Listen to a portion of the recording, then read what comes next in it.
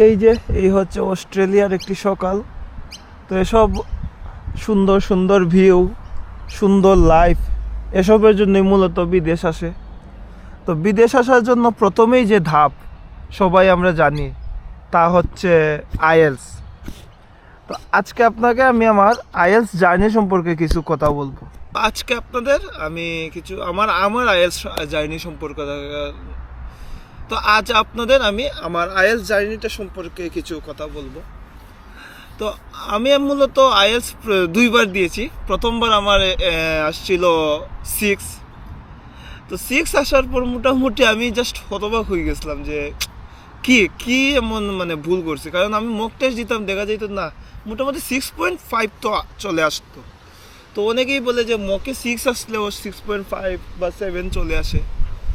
তো আমার 6 পাওয়ার পর আমি আসলে বুঝলাম যে এখানে আমার তো কোনো একটা ভুল হইতাছে।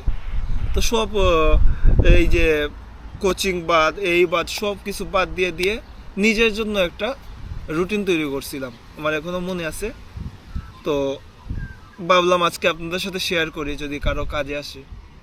তো আমার রুটিনে প্রথমেই ছিল যে ঘুম থেকে উঠেই আমি এই স্পিকিংটা প্র্যাকটিস করতাম। স্পিকিং বলতে টাং টুইস্টার, কারণ আমার স্পিকিংয়ে অনেক সমস্যা ছিল, অনেক জড়তা ছিল।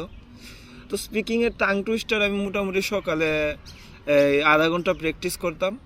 তারপরে একটা গল্পের বই পড়তাম। তো মূলত আইএলসে স্পিকিং, রিডিং, লিসেনিং, রাইটিং, এই চারটার মধ্যে সবাই বলতে ম্যাক্সিমাম স্টুডেন্ট আমি যা দেখলাম যে রিডিং এবং স্পিকিংয়ে এই সবচেয়ে বেশি ঝামেলা হয় তাদের। লিসেনিং কিছুদিন পর প্রথম একটু ঝামেলা হয়, তারপরে একটা কাভার আপ হয়ে যায়। তো আমি মোটামুটি 1 মাসের জন্য একটা প্ল্যান করছি। তারপরেও আমি এই প্ল্যানটা 2 মাস পর্যন্ত চালাই গেছি, যার কারণে আমার সবশেষে আইএলসে 6 থেকে 7-এ একটা বুস্ট হয়েছিল। তো প্রথমে আমি ঘুম থেকে উঠেই যা বললাম টাং টুইস্টার করতাম। টাং টুইস্টার করে আমার ছিল যে একটা গল্পের বই ছিল, রিচ ড্যাড পুয়ার ড্যাড। তো এই গল্পটা আমি পড়তাম।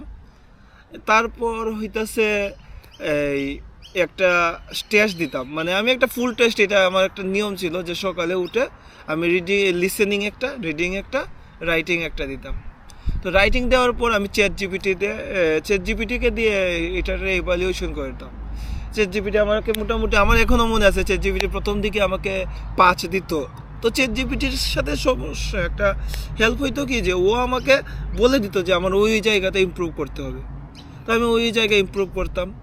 তারপরে আমি কিছু রেস্ট নিয়ে তারপরে আমি ভোকাবুলারি প্র্যাকটিস করতাম। ভোকাবুলারি হইতেছে আমি কি করতাম, আমার ছোটো বোন ছিল, ছোটো বোনের সাথে ওই ভোকাবুলারিটা ইউজ করতে চাইতাম।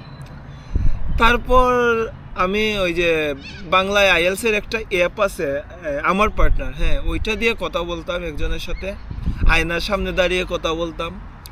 লিসেনিংয়ের জন্য তো অবশ্যই প্রথমে পডকাস্ট শোনাটা আমার খুবই উপকারে দিয়েছে, বিশ্বাস করেন। কারণ পডকাস্টে মানে পডকাস্ট শুনলে অবশ্যই বিদেশি যে স্পিকার আছে ওদেরটা শুনবেন। টেড টক একটা বেটার অপশন।